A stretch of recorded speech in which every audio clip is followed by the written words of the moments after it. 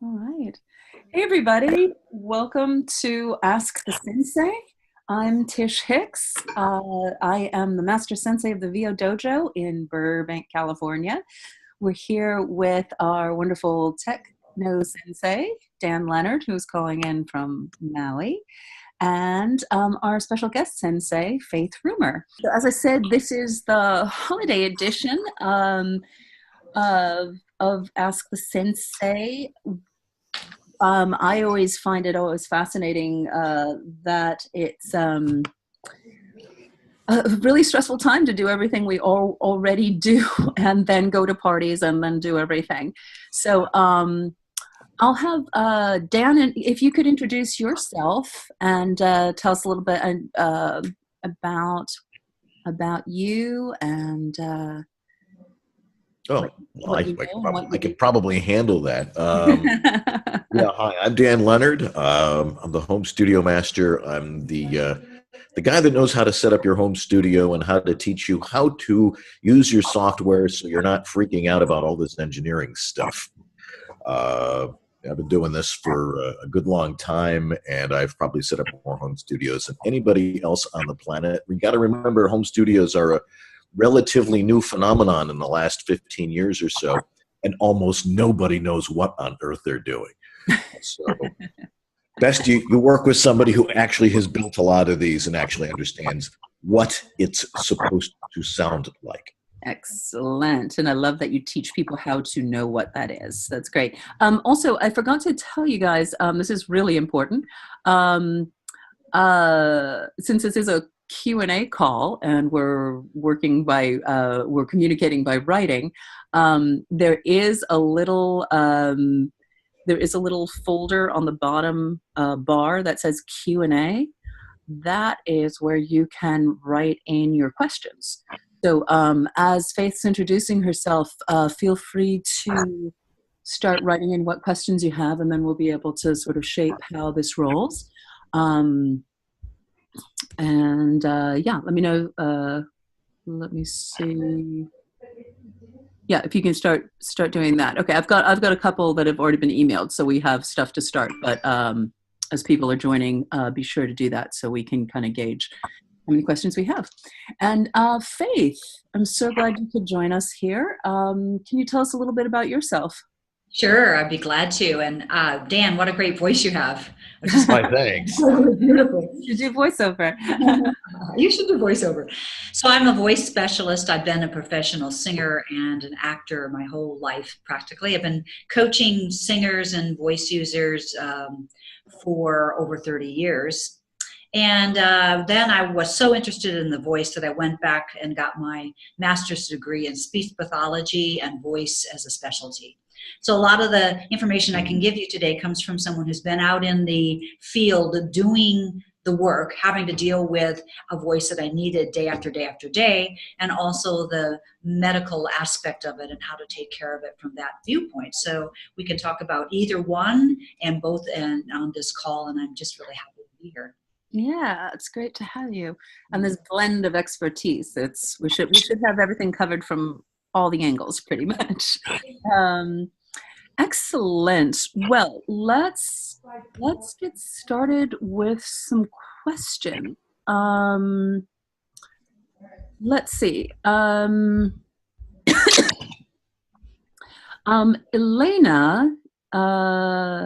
is calling from, or is on the webinar from Chicago.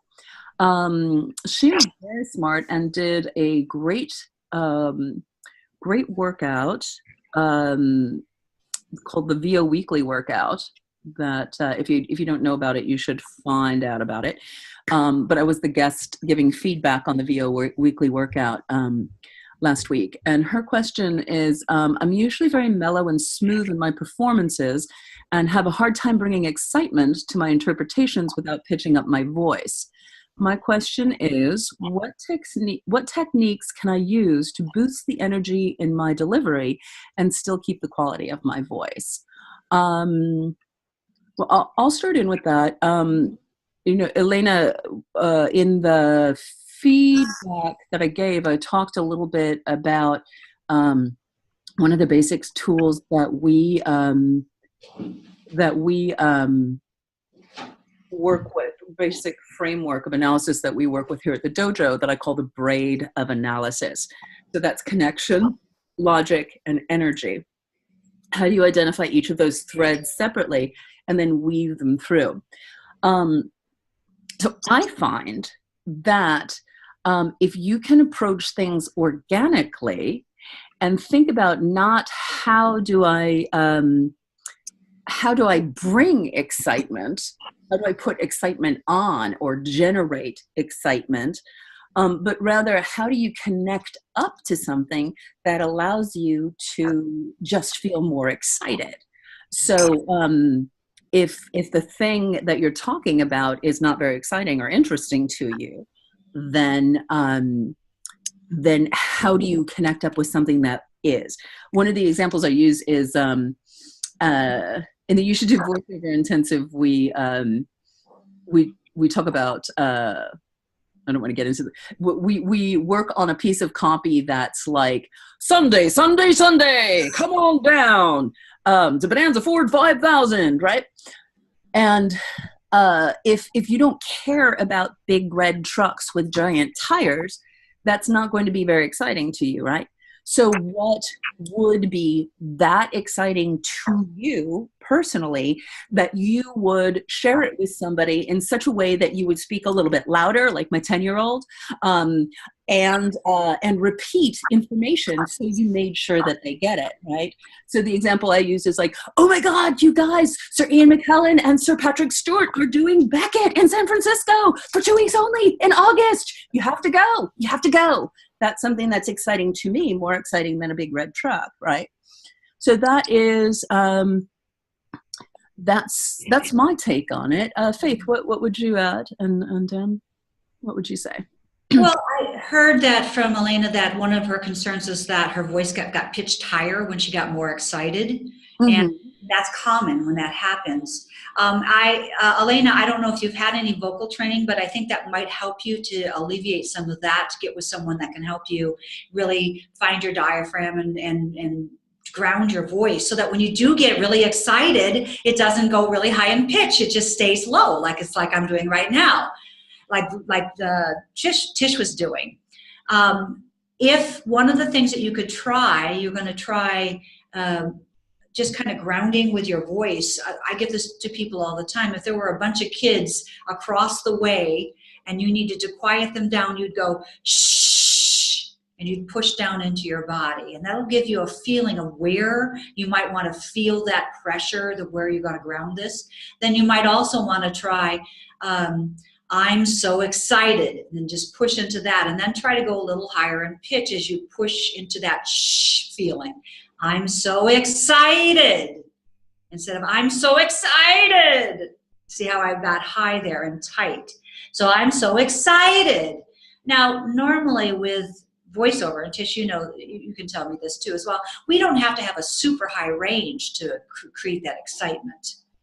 It's nice to have some melody, but it doesn't have to be way up here. In fact, that's probably not desirable. Mm-hmm. Right?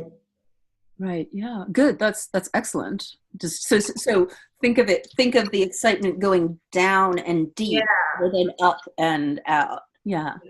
Yes. Excellent. Any thoughts, Dan? Okay. You know, I tend to think that people overthink this a whole lot, and have to understand that, you know, it's acting. And it's not overemphasizing. It's just being you. That's what they're trying to hire when you're doing voiceover.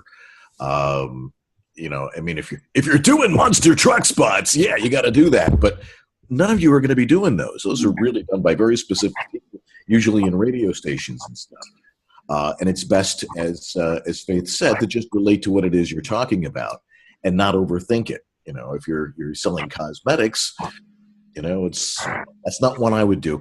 But if you know, if you're talking about something that is relatable to you, like a car or something along those lines, think about your car and you being in your car and that sort of thing. Connecting up. Yeah, you know, it's and you know, and to be excited about something, it might be something that you actually have. I was once reading a spot for a Honda, and the director's like, "You don't own a Honda, do you?" And he's like, "Yeah, like, what do you have?" "Well, I have a Toyota." He goes, replace Toyota with that, and suddenly it sounded a lot better. It's all about being able to relate to the material, Exactly, and not getting too hypey and going over the top with it. Right. Yeah. Being excited rather than sounding excited. That's Right. Yeah. Good. Excellent. Well, hopefully that's helpful, Elena. Let's see. Janine, who's also in Chicago, coincidentally, says, do you recommend any exercises to open up / loosen the throat muscles other than vocal warm-ups for the vocal cords? I guess that's you, Faith. To open up what muscles did she say? Throat muscles. Oh, throat muscles. Other than vocal warm-ups. I think that, first of all, finding a space of relaxation is really great. And however you find that, sometimes a little short, like 1-minute meditation, just sitting and breathing and relaxing. If you know the Alexander technique or lying down on the floor, you can use that. It takes a minute or two. The other thing is that when you are at rest, the tongue should sit right by the bottom front teeth. And sometimes if you sit it by the bottom front teeth, a lot of people carry it, myself included, I have to watch this, carry it on the tip of my tongue on the top of my mouth, like this when I'm resting. It should be by the bottom teeth. And then you can pant like very quietly. And you can notice that the throat muscles really relax when you do that, as does the jaw. So that's a really easy place to start. And especially if you're in the middle of doing something and you're noticing the throat tightening up, go back to the pant. The other thing that really works too is to feel like you have a surprised breath, or you're just surprised, like a nice right? As opposed to yawning, because yawning can increase sometimes some of the throat tension. And when I yawn, I get a lot of throat tension here, but just that little bit of release that. So those are 3 things that should be able to help you release the throat. That's great. And even in articulating that explanation, just bringing your awareness that there are throat muscles, and there is the tongue muscle, and there are the vocal cords, and all of those work together. You can address them separately, but they function together. I think one of the biggest culprits to throat tension is excess tongue tension, and of course jaw tension as well. Right, and the whole other thing about that, yeah. So many things, yes. Excellent, great. Here's one for you, Dan. Just set up my recording equipment last week. This is from Anonymous. Just set up my recording equipment last week and trying to learn the Audacity program first off. Is there some way I can post samples and get feedback about the quality of my equipment and recording? I don't want to submit anything if it isn't up to par and sabotage my future possibilities. Well, you've come to the right place. It certainly has. I have a service where I will certainly listen to some samples of your audio and see. I listen in my studio, which is acoustically tuned, to hear things as they are. And I can make some recommendations, or at least make sure that the audio you have is good for submitting. The way you do that, if I can just share my screen for a second here,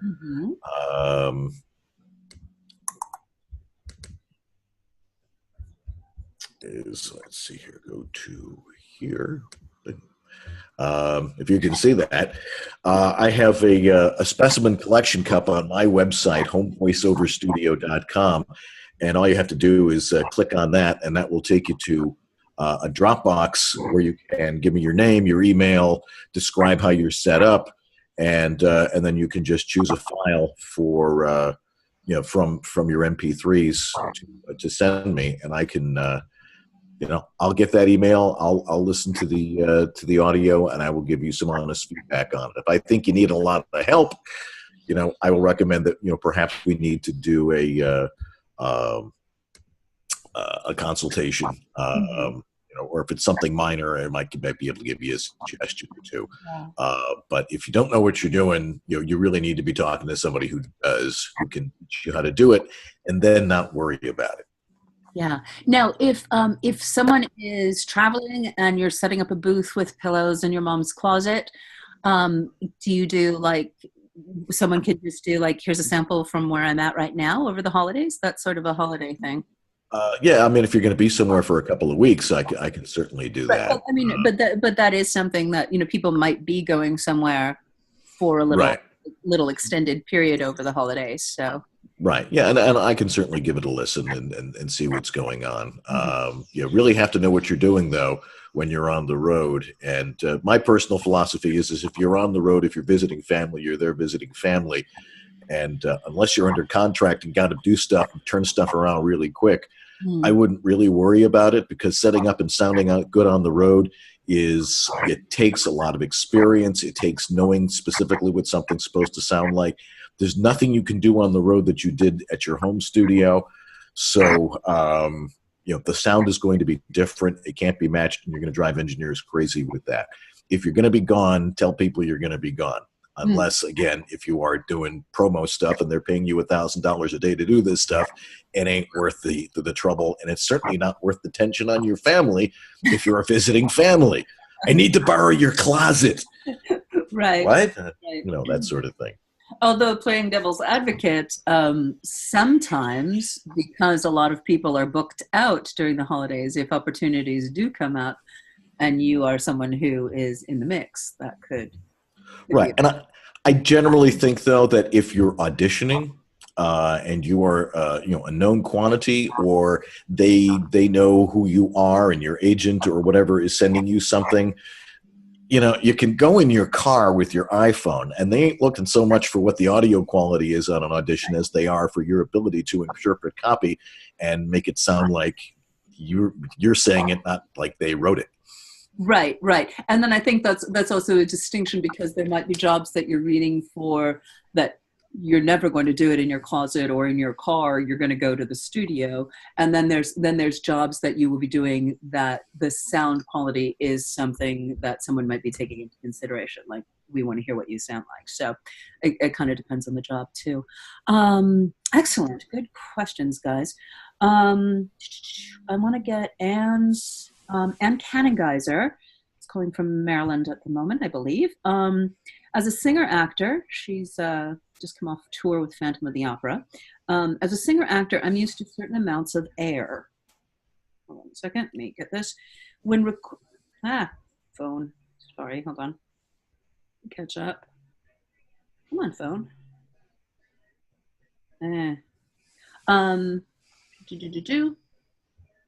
When recording, I pull back, but notice that I can get vocally tense as I do. Thoughts. Also, how to deal with dryness in studios. I use water with hot tea and honey and lemon. Other suggestions. Was on the road with Phantom and will be heading back to New York to continue auditioning and pursue my VO career. So, pulling back, creating vocal tension and dryness in studio. This sounds like a Faith question. Yeah.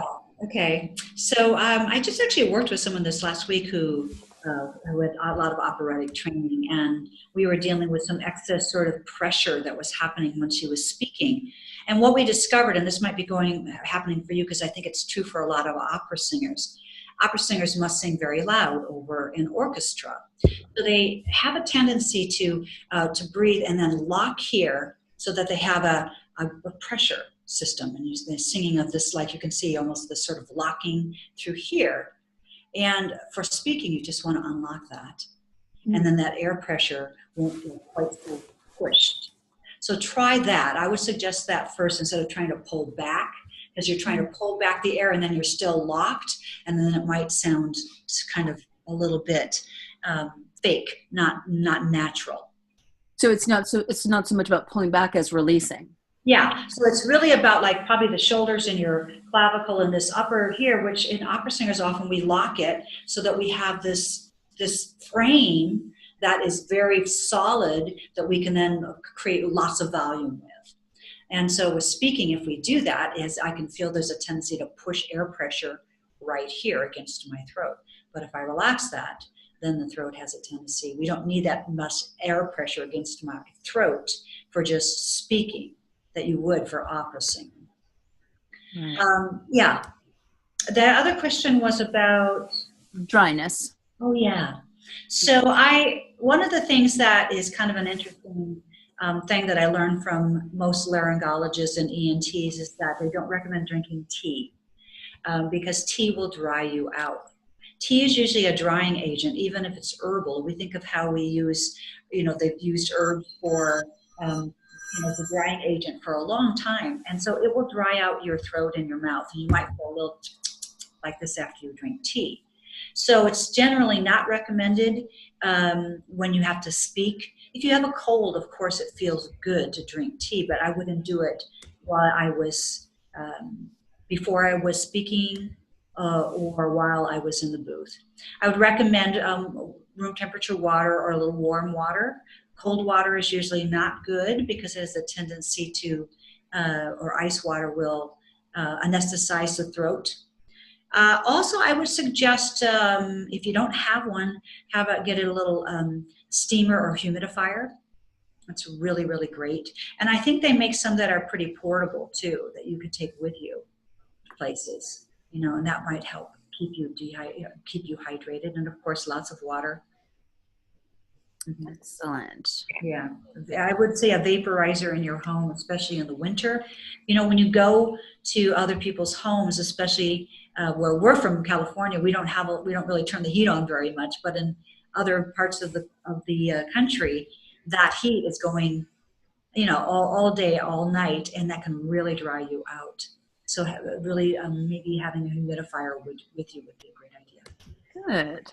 Excellent. Here's a question from Joy. Wait, where did it go? Hold on a second. My choir director taught me to warm up using a very gentle vocal fry, a slow, quiet clicking. I've since heard from another source that is harmful. Do you have any thoughts on vocal fry? I think that the vocal fry is not harmful unless we do it a lot. So I don't know that I would do it as a vocal warm-up. Sometimes I use it to get a little more closure on the vocal cords, but we do it very gently, and also something that is done in a way that it's not a lot of it. We just do it judiciously, I guess is the word. So maybe another thing that might work for you better would be the motorboat. That kind of, I can't do it over my lips. Or fill your tongue.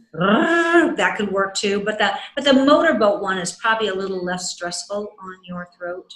That vocal fry can, if used too much, can kind of wear that throat out a little bit. And Faith, I was just kind of kidding, like going Kim Kardashian, but can you give an example of what vocal fry as a possible warm-up would sound like? I don't know what she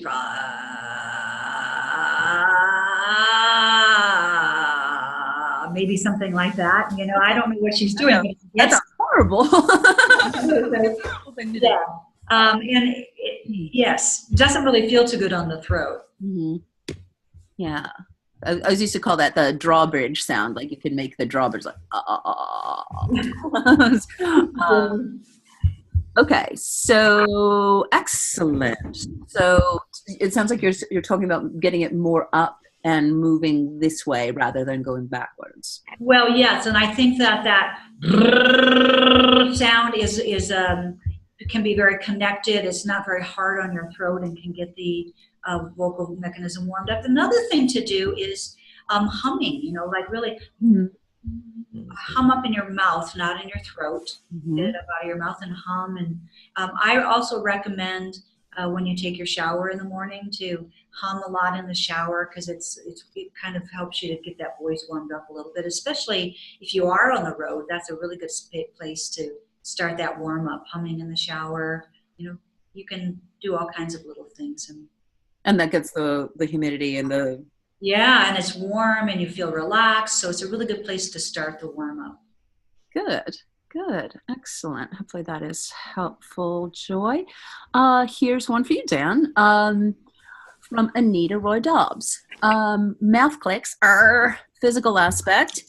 What's good for rinsing or drinking or eating beforehand to reduce clicks? And the technical aspects Are some mics much more or less likely to pick up clicks? I'm using Isotope. She's using RX, yeah. And let's see, what's the rest of the question? To clean out the multitude of clicks that get through, but anything to do with the reading itself to help in the home studio. Both really good questions, and thinking it around from all angles. Really good question. Yeah, that's and that's a question that has a couple of really simple answers to it. My philosophy is, for what it's worth, is you try to solve these problems physically and not rely on technology to mess around with your audio. You talk to engineers and they're like, why are people adding this processing and why are they doing this? They don't know what they're doing. If you don't know what something does, don't use it, is generally my thought on that. To prevent mouth clicks initially physically, there's so many different remedies for doing that sort of thing. Stay hydrated. Granny Smith apples is another one. My personal favorite is a solution called alkalol, which is it's for if you have a cold or something. It breaks up mucus and stuff. But if you mix it 20-to-1 in a spray bottle and spray about 10 sprays into your mouth and rinse it around and spit it out, man, that can keep you rolling for an hour and the clicks are gone. It's and also mouth clicks tend to be, from what I see, a bit of overemphasis of certain syllables and really pushing your tongue and really trying to over-enunciate things instead of the more conversational tone that they're asking us to do these days, where you're simply talking as you. And when that happens, don't get nervous, don't over-exaggerate, and just be normal in your speaking patterns, and that will help it. From a technical point of view, there's a bunch of programs, but they take a long time to learn. They have to be set up perfectly, and they're not perfect in themselves. And so it's best to try and solve the problem physically if you can. I think too many people obsess about, I've got to get this filter, I've got to have this, I got to have that. No, you don't. So get that out of your heads that you need that stuff. It takes years to master those techniques and really understand specifically what one of those things does. And if you don't know how to do it, I mean, yeah, you can practice it, see what works, but if you set something wrong, you will make it sound far worse than it does with the clicks. So that's interesting. Solving one problem but creating other problems. Yeah. I mean, Isotope RX is a great program, but it's not simple. It's very complex. You have to understand exactly what it is that's being done within the program itself in order to have it do those corrections. So if you don't understand that, then don't even attempt it. You've got more time. You've got to spend your time making sure you can break down copy and and present it in a proper way. And mouth clicks generally aren't that much of an issue. Excellent. Faith, what's your perspective? And also, Anonymous also asked, our dear friend Anonymous, about a product called Biotine in terms of the clicking and dry mouth. Biotine? I don't know what that. I haven't heard of Biotine either. Yeah. I've seen commercials for it. It's for if you got a dry mouth. I mean, okay. I mean, you try things. You try. If it works, it works. If it doesn't work, you try something else. It's as simple as that. There's no one specific answer for that. Yeah. Right. What are your thoughts on cookie and mouth noise, Faith? Well, I agree with Dan with a lot of things. I think that you're trying to solve it physically is the best thing. It's really hard to fix these things in post. It makes it very difficult, I think, sometimes. So definitely hydrating. Go back to that when I said tea. If you're drinking tea, that may be causing some excess dryness in your mouth, and then you're feeling those clicks. I also think that sometimes people have a tendency when they put a microphone in front of them to try to speak into the microphone, and that kind of pushes a lot of air and forward, and that could cause more excess sound, clicks and sounds and things of that nature. So instead of trying to speak into the microphone, just speak into your body like you normally would and allow the microphone to pick that up. That would be another suggestion. Also, if you do have excess tongue tension, you're as you're waiting and speak and you have that little tongue tension, going to cause some excess mucus or blindness. It could go either way. So relaxing the tongue would help. Cool. Excellent. Good, good. And it's a pretty common problem. It's a lot of people have that little something that happens, either a smack or the physiology of your mouth makes some sort of weird, there's little gaps that happen. Yeah. Let's see. Here is a question from Sue. How to use your cell phone for quality recording? Well, that's a really good question. It depends on what kind of a phone you have, for starters. If you've got an Android phone, there's a couple of different programs that you can use for that. I'm not an Android guy. I don't use a Samsung or any of those things. I'm an iPhone guy. So on an iPhone, there's a great program that works on both your Mac and on your phone and your iPad called Twisted Wave. And Twisted Wave is a very simple program that will allow you to record and edit on your phone and do it in high quality. Now, designed, you can do stuff with your fingers. Oh yeah, you can stretch things out and do all sorts of fun stuff with it. Also, there are now a lot of different devices that will record to an iOS system. Focusrite's the iTrack Solo will go to there. There's a number of microphones now that do that. I'm actually talking to you on an Epigee mic that is specifically. This is the first one really for iOS, and it works really, really well, as you can hear. Of course, that may just be me. I don't know. It's a great mic. It's not very forgiving. You've got to use it properly and set it up properly and use proper mic technique with it so you don't get plosives, because it's really bad on that. Mm-hmm. But if you use it right and don't talk directly in the diaphragm, it usually is pretty good. So you're using the Apogee connected to your phone right now? It's connected to my computer right now. It's both a USB mic and an iOS microphone. Mm-hmm. And but if you're just if you don't have one of those devices, to use your iPhone, the best way is to use it like a microphone.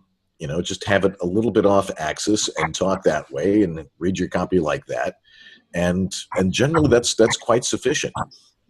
I know a number of high-end people who are doing their auditions that way when they're out and about. And it's like, we got to get this one out right now, and then they can do it. And because they're who they are, they can book work.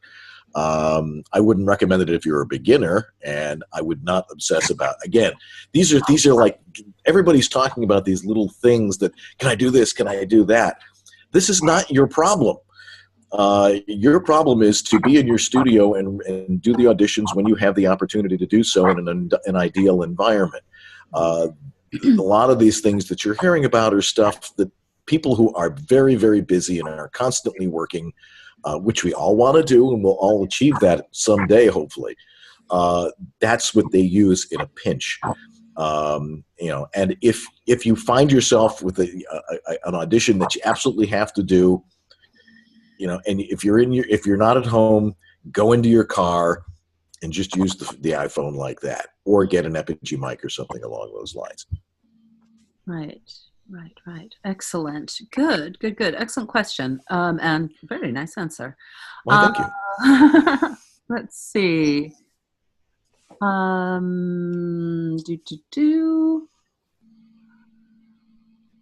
Okay. Here's a question, another setups question. I'm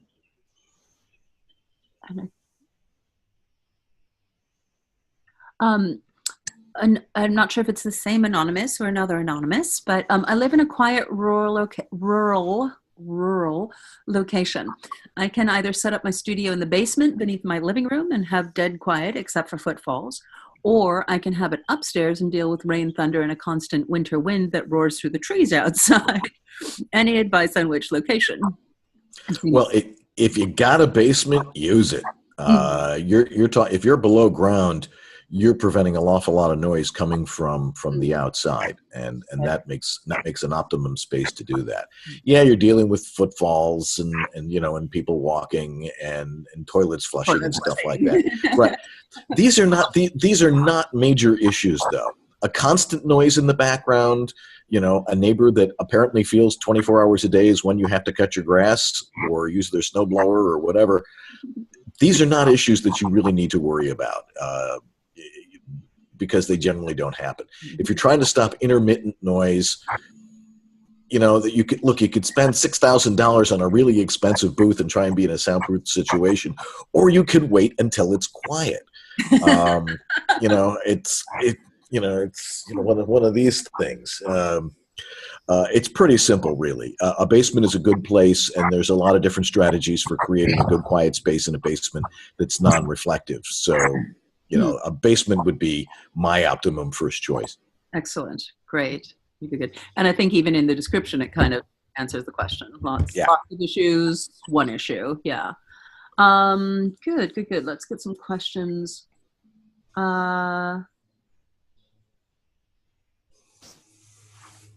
Okay. Oh, Patricia's got some questions here.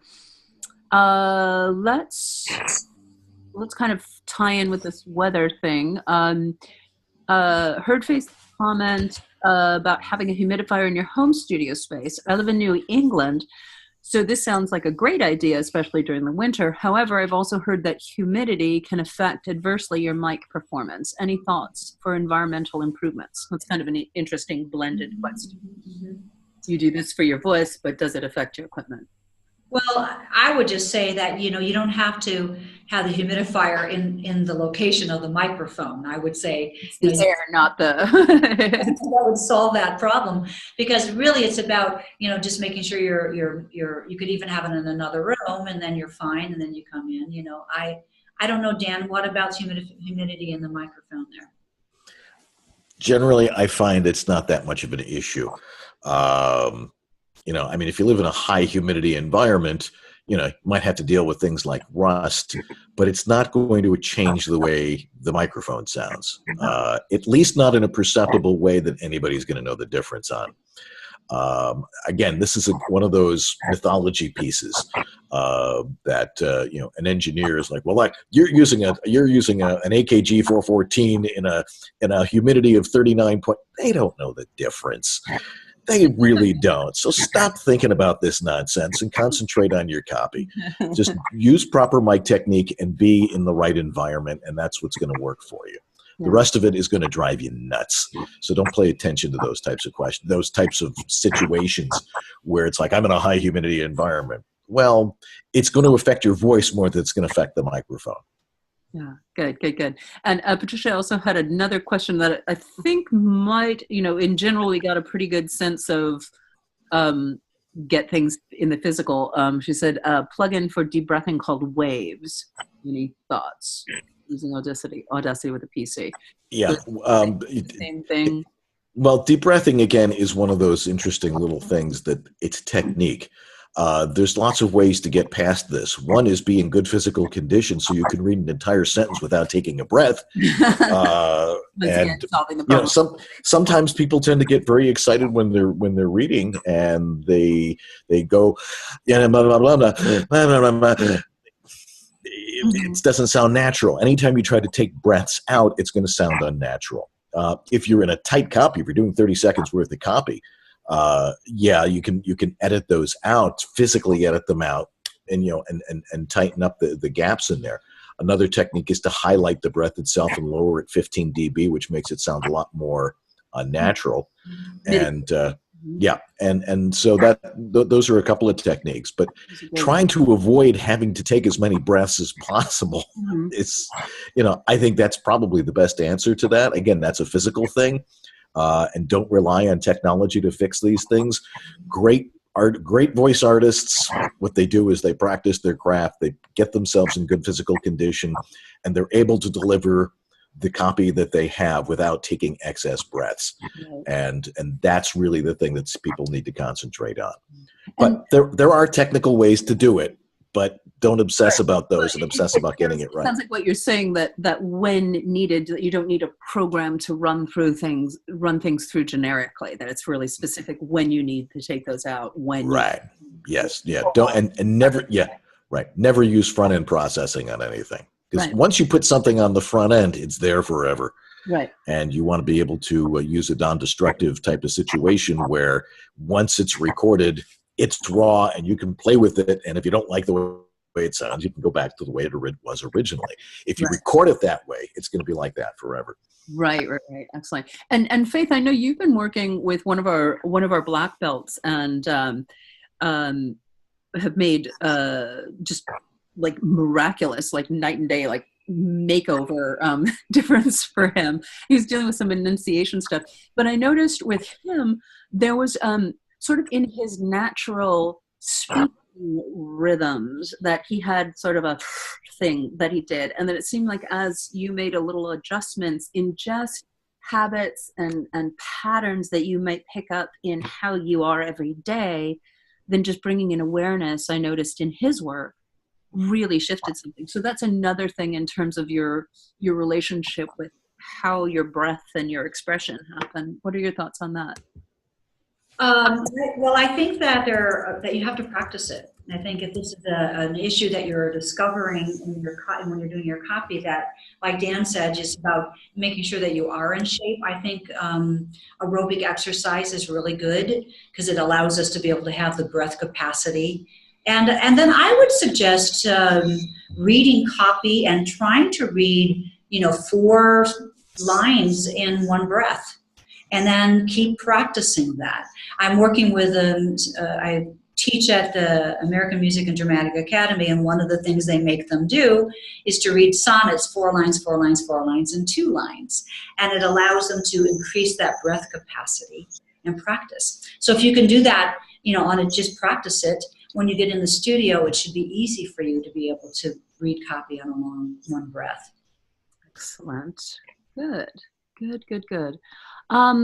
Here is a question from Valerie. Let's see. It's pretty specific. I had surgery 6 months ago for a hiatal hernia.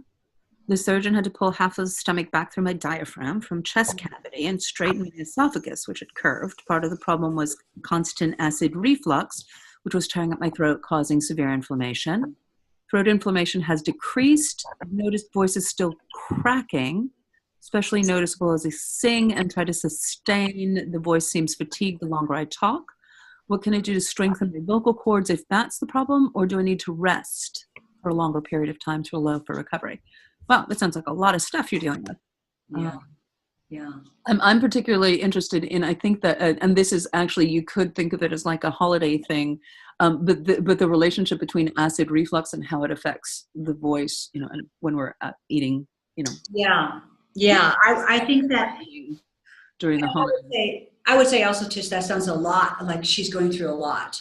And then there's a recovery. There's just a certain amount of recovery that the body's recovering from, and I would certainly work. Find someone to work with, a voice specialist to help you through this, because I think that it's going to be a time of rehab and recovery for you, and that to go ahead and find somebody that can help you through it, I think would be a really great. So it would be almost like doing vocal PT, right? Yeah, literally exactly. Vocal physical therapy. Yeah. Like there's a lot of stuff going on, and now it works like this. But we can talk about about how to deal with reflux, because I think a lot of people do have that problem. And here, there's 6 different ways that you can work on to get rid of, to help you with if you're having heartburn or some acid reflux, especially if you're going to be eating a lot of food you don't normally eat during the holidays.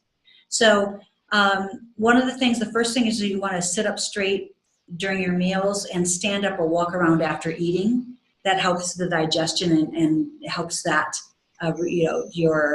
so instead of going and sitting down or reclining or even lying, back like that after you eat, get up and walk around a little bit. And then wait 2 to 3 hours before you were to lie down or go to bed. That's the first thing, right? If you smoke, quit smoking. Hard thing to say. less. Smoking really irritates acid reflux. So I would totally suggest that. It's something you want to try to either reduce your smoking and if you're around smoke, right now we're around smoke here in California because we have these fires. Mm-hmm. So if you're around smoke of any kind, I would, like someone's burning leaves or something around you, or your fires in the canyons, wear a mask when you're out to help so your throat doesn't get irritated. Eat small meals instead of big meals. You want to wear loose clothing, not too tight belts and tightness around your middle. That helps with acid reflux. And you want to cut out certain foods and drinks that bother you, and that might be greasy foods, spicy and acidic foods like tomato, citrus, chocolate, and peppermint. That's the whole holidays right there. Wow. You want to experiment with it and see, do you feel like you have a little heartburn or acid reflux after eating the chocolate? You'll find, watch your body. Carbonated beverages are hard, and I would not suggest them. Limit your alcohol and caffeine take. And then when you lie down, when you sleep, if you want to elevate your head, that would also help. Great. Yeah, I know I have working pro friends who had really huge issues. Like the whole vocal mechanism just shut down because of something that was like that, and it's hard to. Good. Let's see. I think we've got about 10 more minutes. So I want to pop through some of these questions. Katie asks, for Dan, I'm new to VO. I already had Logic software on my computer, so I'm using that for recordings. It's quite complicated. Anything, I guess the gist of it is, anything, would you recommend that I go ahead and switch to Audacity instead of continuing on using Logic? And I'm assuming, are you working on a PC, Katie? Yeah. Well, if she's using Logic, she's on a Mac. Because Logic okay. is a Mac program. Audacity is free. Does it record? Yeah, it certainly does. Is it complex? No, it's very simple to use. And certainly trying it and working with it and learning a little bit more about how to record digitally without lots of bells and whistles, which you really don't need, is an excellent idea. There's two other programs I might recommend. One is called Twisted Wave, which I just showed you on the iPhone, which is super simple, single track, which is all you need to be recording with.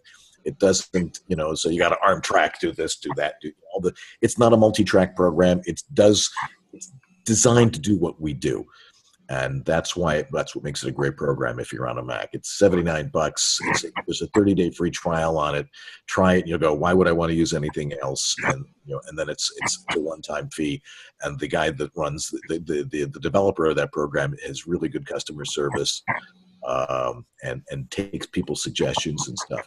Another one is a new program called Ocen Audio, OCEN Audio. Again, it's a lot like Twisted Wave. It doesn't have a whole lot of features to it, but it does record.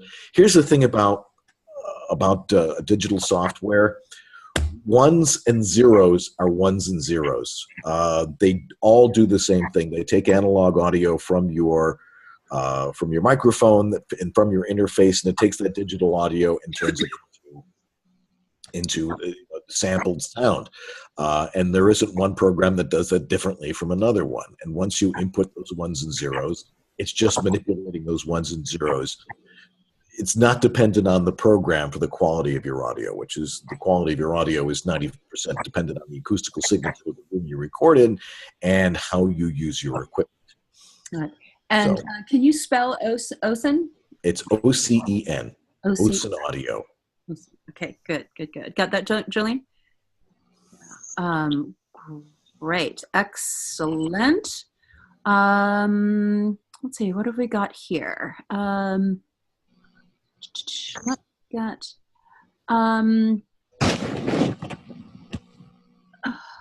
Let's see.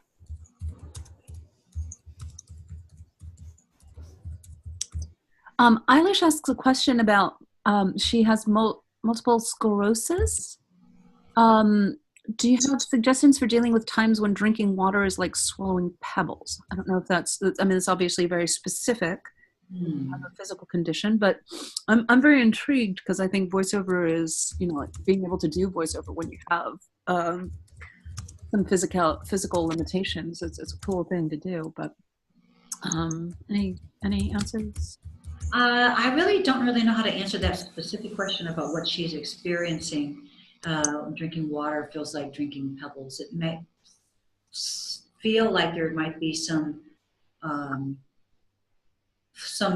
like closure of her, her throat in some way, and that's why it feels that way. I'm not sure. I really don't know, but I would think feeling like she's expanding her throat, maybe relaxing the tongue a little bit, might help to, create any excess tension that she's feeling. I have a friend I'm working with her she has Parkinson's. And I have another singer who also has a muscular dystrophy thing. And that's with muscle weakness is what they have. So I'm not sure what she's experiencing with this, why it's... my stepdad is dealing with early stage Parkinson's, and a lot of it is about his speech. And I've had some good luck with my client with the Parkinson's. It's been is that something that Eilish could contact you and maybe? Absolutely, I can try to see what's going on with her and see what's happening with that. We can try some things. Awesome. Well, hopefully that is helpful, and getting answers for people's specific questions brings up things for everybody. Let's see. Trying to get some questions from people we haven't heard from. Colleen, spelled in sort of like a Hawaiian way. Getting ready to upgrade to an XLR mic from my Blue Yeti. I know you are to treat the room. You having buzzing? Your sound guy thing is going like grrr. So Colleen, upgrading to an XLR mic from a Blue Yeti, you're to treat the room, not the mic. However, will the better quality of XLR expose and enhance the issues with my home studio? Well, it depends on the microphone you get. If you're using a Blue Yeti, Blue Yeti is going to catch everything that's going on in your room anyway. It depends on what the background noise is. I mean, if you're like in a really marginal place, again, try to physically solve the problem with isolation and proper acoustical treatment. A good XLR mic will definitely expose that, but we're talking about expensive XLR mics. The more expensive you go, the more sensitivity a microphone is going to have. So I wouldn't worry about that too much. If you go to a microphone that's about $250 to $300 with a good interface, it's not going to expose anything different than the Yeti did. What the Yeti tends to do is it tends to be too quiet, and it tends to create analog hiss or white noise, and that's something you want to avoid. So that's one good reason to try and get away from a USB mic, especially a Blue Yeti. I mean, they're great for podcasters, and they're great and they're cute. But other than that, using them for voiceover, there are a lot better choices than using something like that. But an XLR mic, depending on what you get, shouldn't really increase that at all. But every situation is different. Every room is different. Every voice is different. If you find that it's picking up more background noise, deal with the background noise, not with the microphone.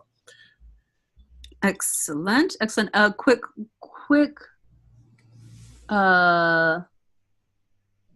And Colleen says, that's what that intermittent hiss is. I'm not going crazy. Thank you. Patricia asks, Twisted Wave is available for PC. It's not, right? It is available online. You can use it as you can go to their website or something like that. Not being a PC guy, which tends to limit me in answering PC questions, except knowing that when somebody calls me and says they have a problem, my first question is Mac or PC, and 99% of the time it's PC. PC for professional audio. So on your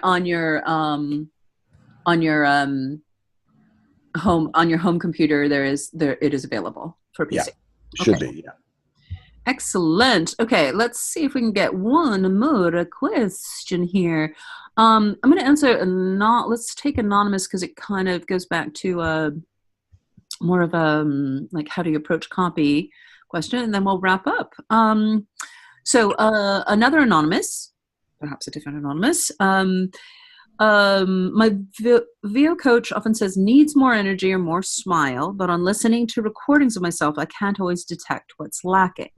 So from the viewpoint of a listener, and by implication a speaker, what speech characteristics more specifically do you focus on to indicate level of energy, smile? So a couple of layers to this question. One, inherent in your question is the thing that we all always have to do as voiceover artists is tune into our listening skills, both as performers and as technicians, you know, doing the things that are required of us technically. We need to be able to listen. So when you can't detect, then do some investigation. Like, well, what nuances do I notice? Is this light blue or dark blue? So just kind of when you find something like, I can't tell, then hone in and start thinking of different ways that, well, what can you notice that's different? For me, I think the answer to energy questions is usually connecting up organically. Connection. When you're speaking to someone, when you're really talking to someone that you really know about something that you really want to share with them and you know why, there's not issues with energy. You'd automatically calibrate how much energy you want, how much energy if you're really expressing something. So it's about connecting up to the material and finding what really means something to you that you can genuinely let organically come through. And then choosing one specific real person that you know in real life that you would share this with, and focus more on that rather than adding energy. I'm going to make more energy. Why? Why are you making more energy? How would that affect the person you're listening to? And then also the using a smile is just that slight physicality is almost a technical way to just add the right amount of energy, right? You can create great variation just from going, yeah, that's it, to yeah, that's it, right? So if you want to talk more about this, anonymous, you can find some time on my calendar for a voiceover once-over, a free 15 minutes, and we can kind of work through something and play around with that. It's 11 o'clock. Dan is in Maui. He's got things to do, so I'm going to wrap it up here. I got to go snorkeling. Somebody's got to do it. go see those sea turtles. Guys, thank you so much. Thanks to everyone who was on the call. Really exciting. We do this the first Wednesday of every month. I think January we'll probably do it on the 10th, so people actually have their brains back. Because otherwise they're like, so put it on your calendars. This is a resource. Ask us questions. If you're in LA, we have the Dojo holiday party coming up on December 14th. Email us. Email us if you want to be on the invitation list. We'd love to see you there. And if you're not in LA, we're going to do a Facebook Live at 8:30 Pacific time. So email us and let me know so we can include you. What else? I think that might be it. This recording will be available. We'll get it out to you. And I also promised that everyone who's on this call, so all 26 of you, all 26 of you will be, I'll put your names in a hat and we'll be raffling off a private coaching avec moi. And I think we got to most of the questions. If you didn't, give me an email and we can talk more, or you can sign up for a voiceover once over.